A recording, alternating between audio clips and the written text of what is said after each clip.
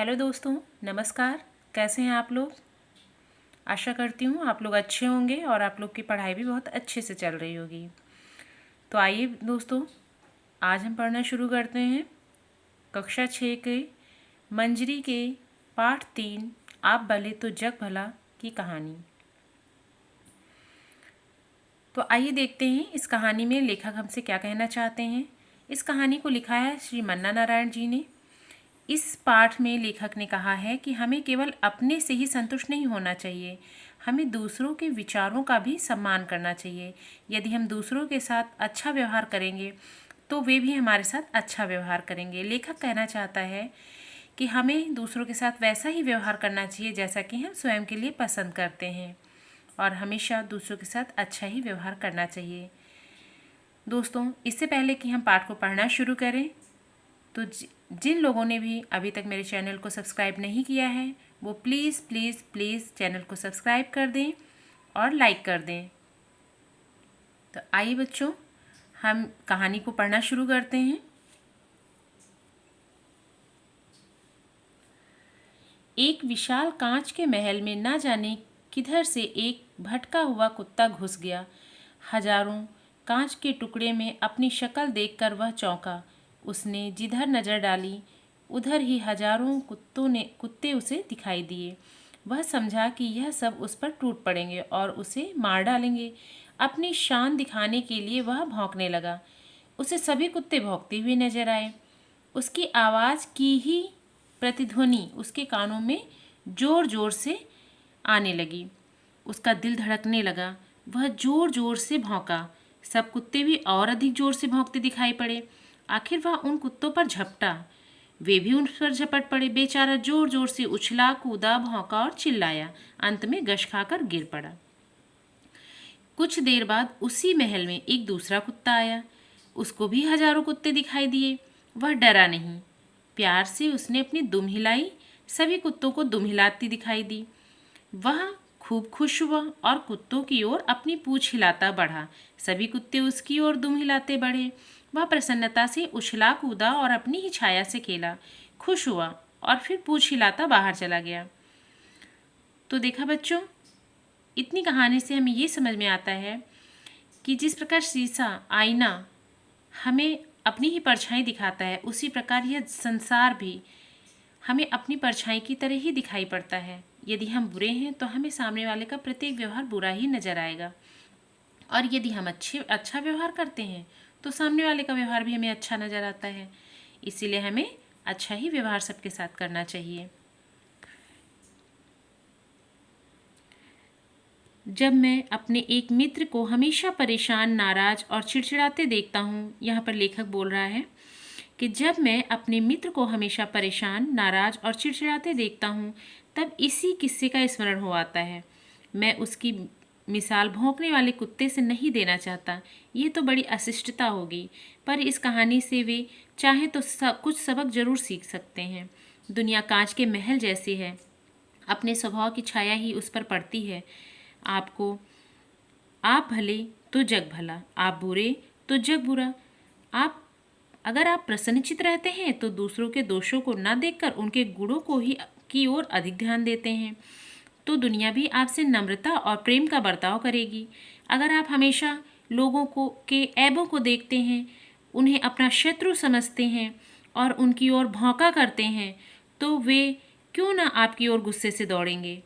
अंग्रेजी में एक कहावत है कि अगर आप हंसेंगे तो दुनिया भी आपका साथ देगी, पर अगर आपको गुस्सा होना है और रोना है तो दुनिया से दूर किसी जंगल में चले जाना ही हितकर होगा। अमेरिका के एक मशहूर नेता अब्राहम लिंकन ने किसी से एक बार पूछा, आपकी सफलता का सबसे बड़ा रहस्य क्या है? उन्होंने जरा देर सोचकर उत्तर दिया कि मैं दूसरों की अनावश्यक नुक्ताचीनी करके उनका दिल नहीं दुखाता। मेरे मित्र की यह खास गलती है कि वे दूसरों का दृष्टिकोण समझने की कोशिश नहीं करते। दूसरों के विचारों की, कामों की, भावनाओं की आलोचना करना ही अपना परम धर्म समझते हैं। उनका शायद यह ख्याल है कि ईश्वर ने उन्हें लोगों को सुधारने के लिए ही भेजा है, पर वे एक बात भूल जाते हैं कि शायद कि शहद की एक बूंद ज़्यादा मक्खियों को आकर्षित करती है बजाय एक सेर जहर के। दुनिया में पूर्ण कौन है? हर एक में कुछ ना कुछ त्रुटियां रहती हैं। प्रत्येक व्यक्ति से गलतियां होती हैं।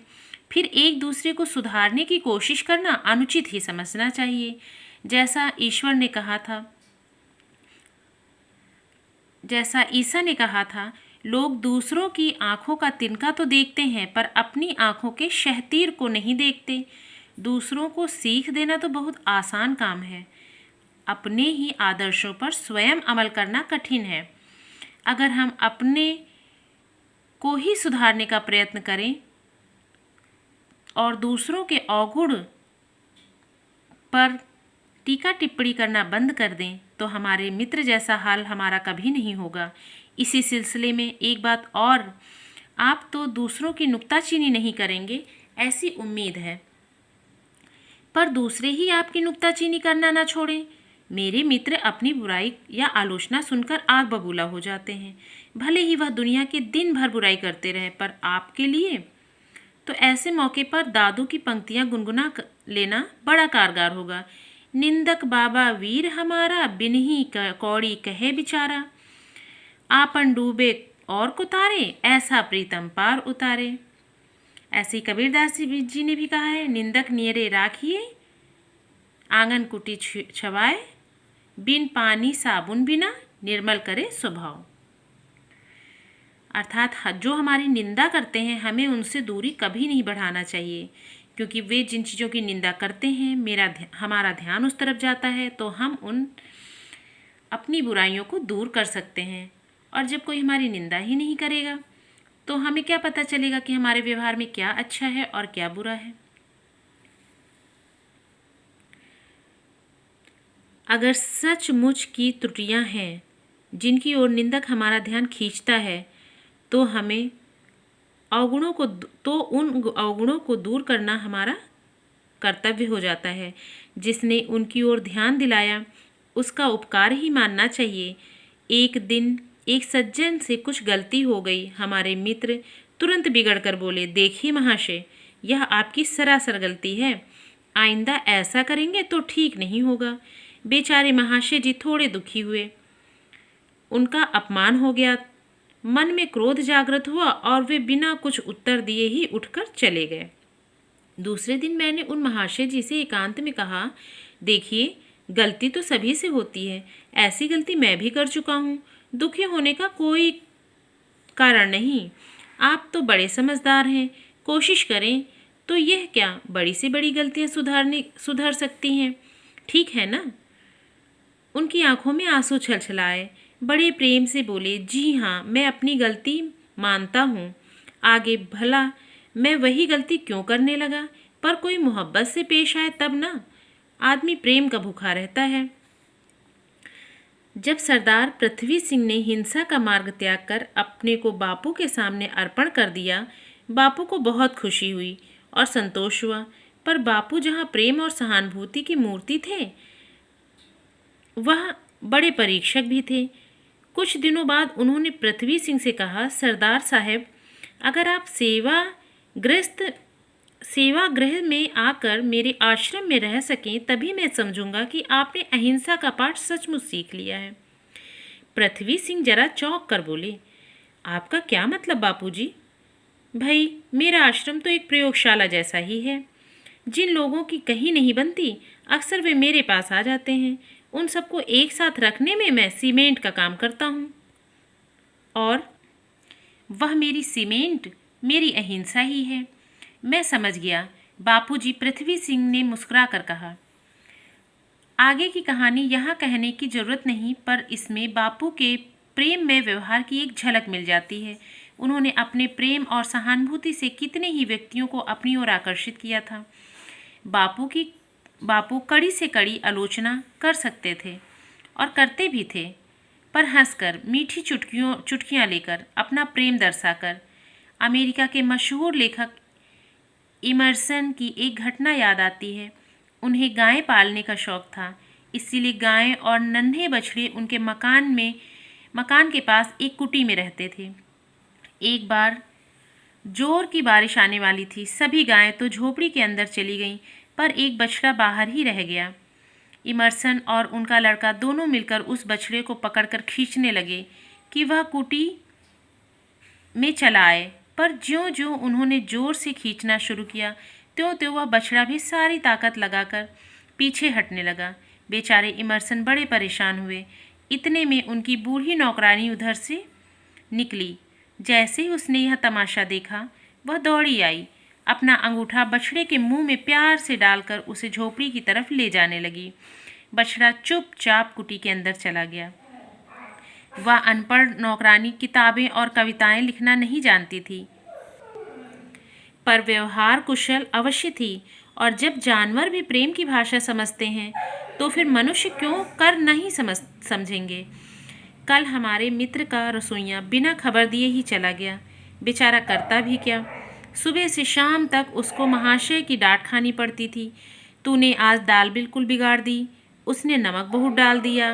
अरे बेवकूफ़, तूने साग में नमक ही नहीं डाला, यह जली रोटी कौन खाएगा रे।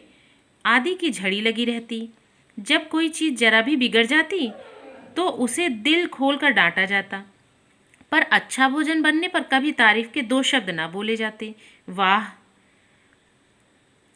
तारीफ कर देने से उसका दिमाग चढ़ जाएगा, मेरे मित्र कह देते। ठीक है, तो वह भी आदमी है, उसके भी दिल है। बेचारा कुछ रुपए का नौकर, यंत्र नहीं बन सकता। तंग आकर भाग जाने के सिवा और क्या चारा था। कहने का मतलब यह है कि उनकी किसी से नहीं बनती, ना मित्रों से, ना ऑफिस में, ना कर्मचारियों से, और ना ही घर के नौकरों से। उस पर भी मज़ा यह कि वे अपनी जिंदगी और विचारों से पूरी तरह संतुष्ट हैं। वे मानते हैं कि उनका जीवन, आचार और विचार आदर्श हैं। दूसरे लोग जो उनका सम्मान नहीं करते, वे मूर्ख हैं। ग्रीस के महान संत सुकरात ने एक बात बड़े पते की कही थी कि जो मनुष्य मूर्ख है और जानता है कि वह मूर्ख है, वह ज्ञानी है, पर जो मूर्ख हैं और नहीं जानते कि वो मूर्ख हैं, वह सबसे बड़े मूर्ख हैं। अच्छा हो, सुकरात के इस विचार को मेरे मित्र अपने कमरे में लिख कर टांग लें, पर उनसे यह कहने का साहस कौन करेगा। इस प्रकार हम देखते हैं बच्चों कि श्री मन्ना नारायण लेखक जी ने इस कहानी के माध्यम से हमें बहुत ही सरल भाव से अपने जीवन में हमें किन आचार विचार को रखना चाहिए और किन व्यवहारों को छोड़ देना चाहिए, ऐसी शिक्षा हमें दे रहे हैं। आशा करती हूँ इस कहानी से आप लोगों ने बहुत कुछ सीखा होगा। तो प्यारे बच्चों, जुड़े रहिए मेरे साथ और पढ़ते रहिए। और अगर आपको ये वीडियो पसंद आती है तो मेरे चैनल को लाइक, सब्सक्राइब एंड शेयर ज़रूर करिए। फिर मिलते हैं अपने अगले वीडियो में इस पाठ के अभ्यास प्रश्न के साथ में। तब तक के लिए जय हिंद, नमस्कार।